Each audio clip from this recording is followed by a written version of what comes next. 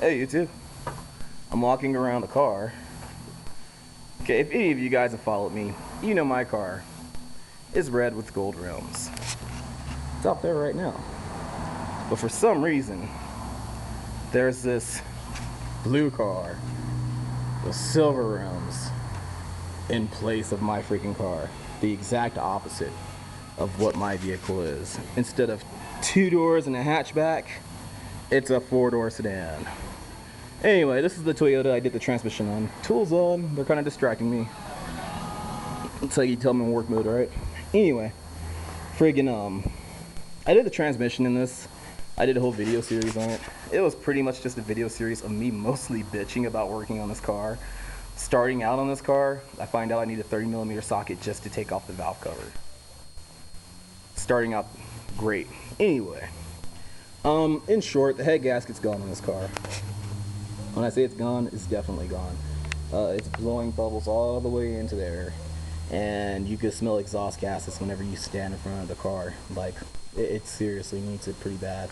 The oil and water haven't mixed yet, but for the most part, you know, like, that doesn't always happen when a head gasket blows.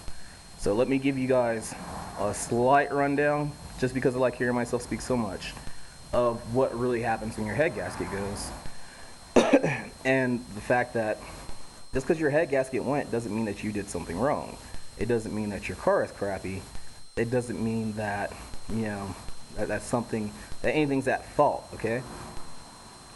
Yeah, the head gasket technically failed, so I guess you could say it's at fault, but the head gasket in this car, it's definitely been in here since 1995. When I did the transmission, there were some bolts in here that had not been touched since this thing had left the factory. So this car hasn't seen very much heavy maintenance. I'm probably the first person to do heavy maintenance on this vehicle, to be completely honest.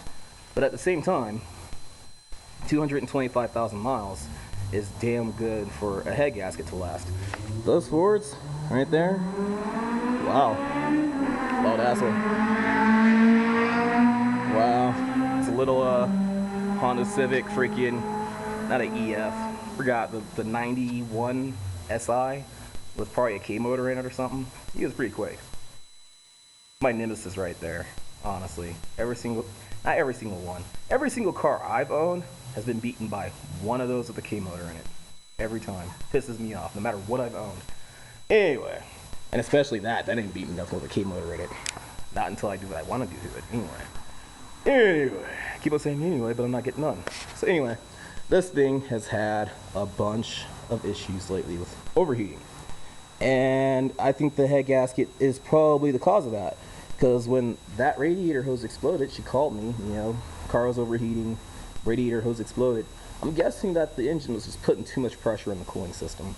And that radiator hose was on there since 1995, so yeah, it blew.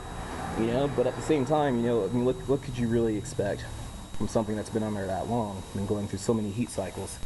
I think it did a damn good job. You know, I think everything on this car has done a damn good job, including the transmission, which took 200,000 miles without service, you know, before it failed, or 220,000 miles, 23,000 miles, whatever. And is he coming back? Nope. I think he is. Let's see. Kind of hope he turns down this way. I'm not even a Honda fan. Yeah, that was him. I'm not even a Honda fan, but I still think that's pretty awesome. Anyway, especially since I got beat by him, I have to respect those fuckers. What was I getting ready to say? Don't speed off again, dude. I'm trying to do a video. Distracting me. Anyway, you don't have to do something wrong for a head gasket to fail is what I'm getting at.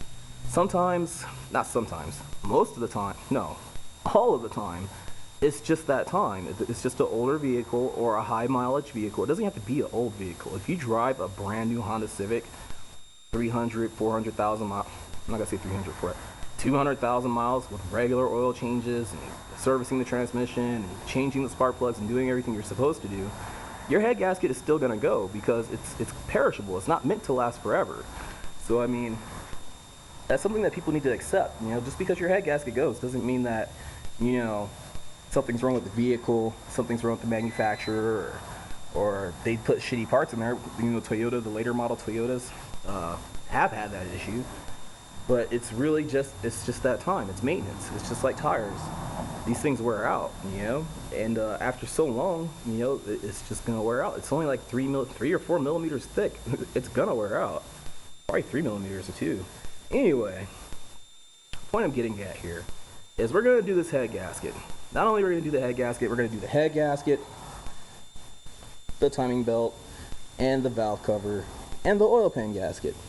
When we do all these gaskets, I'm gonna actually do tutorials this time instead of just bitching about everything that I have to do, because it's a lot easier to bitch than to carry the camera under there with me. So yeah, but anyway, I'm hoping that this series actually helps people, because I know people have been watching videos on this car in particular.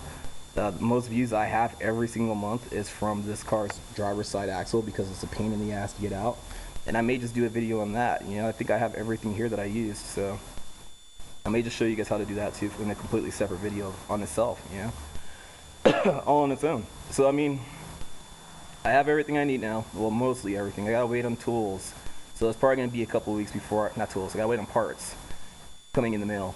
So hopefully once everything's said and done, you know, few people will know how to do their head gasket, and they'll be in depth, you know, what you need to get it off if it's hard to get to you. You know, I'm hoping to do something that's gonna last a very long time. Probably gonna end up being somewhere in the neighborhood of 10, 15, 20 videos. Who knows? Or I may just make one humongous video that shows everything, and it's gonna be like days crunched down into probably 20 minutes, if YouTube allows me to do that. So anyway, hope you guys enjoyed this. Hope you guys are gonna stick with me for this round 2 with this car.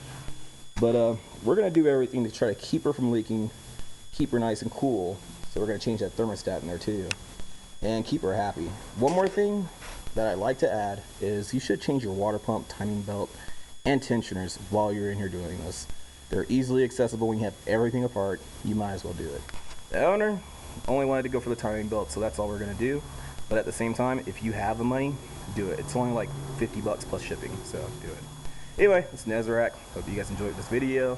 Feel free to like and subscribe. And I think that's about it. Deuces.